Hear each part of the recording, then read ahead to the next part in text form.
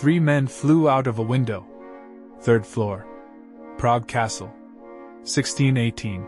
50 feet above the courtyard below. They all survived the fall. Catholics said angels had caught them. Protestants said the dung heap did. It didn't matter who was right.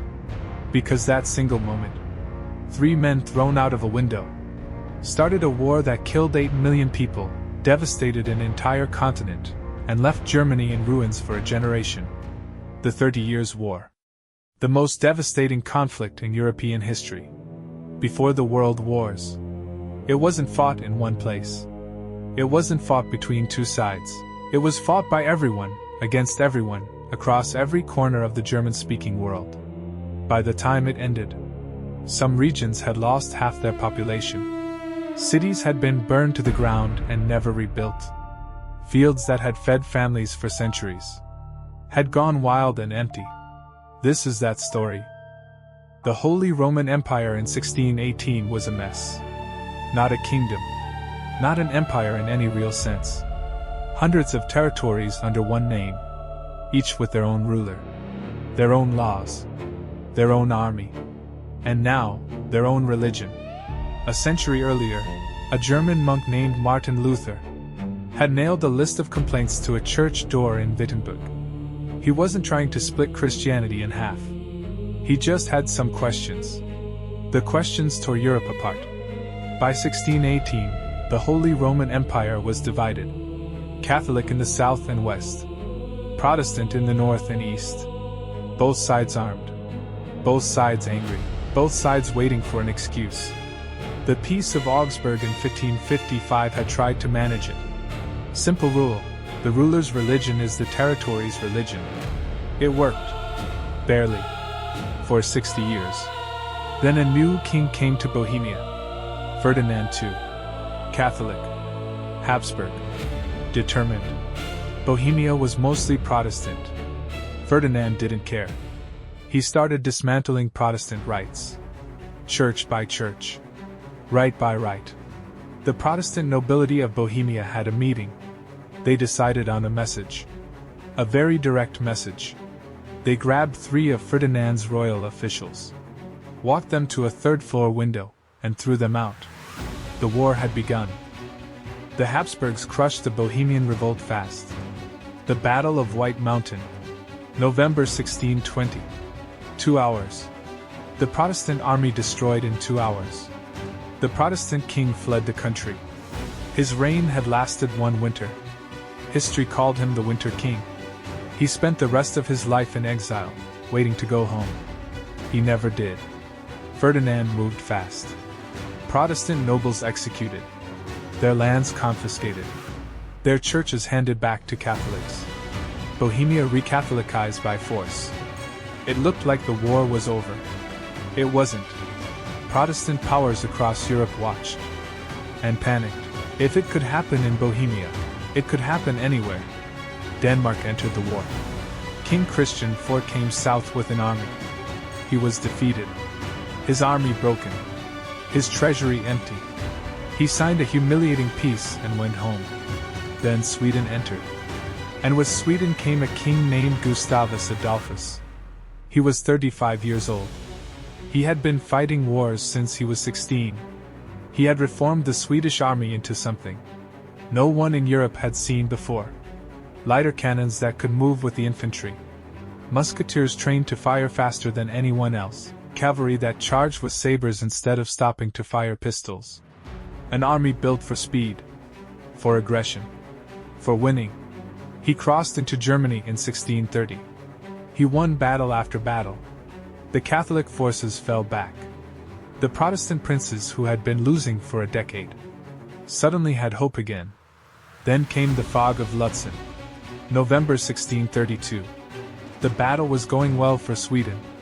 Gustavus Adolphus rode into a fog bank to rally his cavalry. He didn't come back. His horse returned without him. His body was found later, stripped of its armor by enemy soldiers who didn't know who he was, trampled by cavalry. Almost unrecognizable.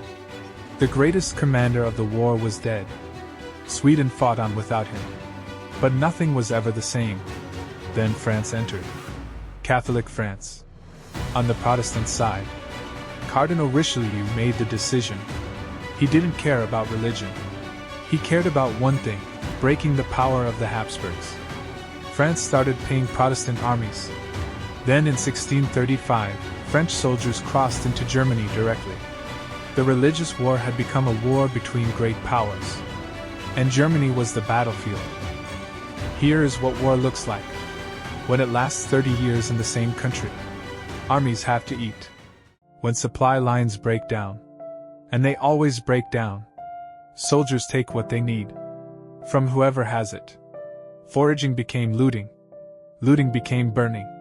Burning became something with no name. The town of Magdeburg. 1631. Imperial forces stormed the city. It had been Protestant. It had supported Sweden. General Tilly ordered the assault. By nightfall the city was on fire. By morning 20,000 people were dead. Most of the city's population. In a single day, survivors described streets filled with bodies. The river choked with the dead. The cathedral standing alone in a sea of ash. Magdeburg became a word. A word that meant the worst thing an army could do. Both sides used it. Remember Magdeburg. As a warning. As a battle cry. As a threat. And Magdeburg was just one city. Out of hundreds. Württemberg lost 3/4 of its population. Pomerania lost half. Bohemia, where it all started, lost a third. The Black Death had killed millions. This was worse in some regions. Not from plague. From men with weapons and nothing left to lose, villages disappeared from maps. Not because they were destroyed. Because there was no one left to rebuild them. By 1641, everyone had run out of reasons to keep going. Not out of mercy. Not out of conscience. Out of exhaustion. Negotiations began. They lasted 7 years. The longest peace conference in European history. Over 100 territories sent representatives to 2 cities in the German region of Westphalia, Osnabrück and Münster. They argued while the war still raged outside. The Peace of Westphalia.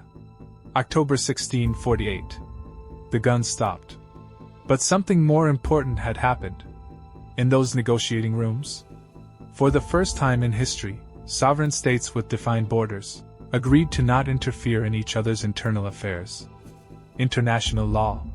Diplomacy between equal nations. The right of a state to exist without being absorbed by a stronger one. Every principle of modern international relations. The United Nations, international treaties, diplomatic immunity. Traces back to those muddy streets in Westphalia. In the middle of a ruined Germany. The war had destroyed a continent, and accidentally built the modern world. Germany emerged from the war shattered. The Holy Roman Empire still existed. But it was hollow. A name. A flag. Nothing more. Real power had shattered into hundreds of pieces. Each prince ruling his own small territory. No unity. No center. No strength. Except one. In the northeast, a territory called Brandenburg Prussia had survived the war leaner, harder, and colder than anything around it. Its rulers had learned one lesson from 30 years of fire. The only thing that matters is the army. Not the church. Not the nobility. Not the merchants.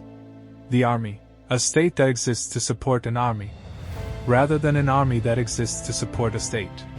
Prussia. And behind Prussia was a family, with iron in their blood and fire in their furnaces. A family that would arm the most powerful military the 19th century had ever seen. The Krupps. That's episode 6. On Bloodlines of History. Subscribe. Because the fire that started in Prague is about to become an industrial inferno.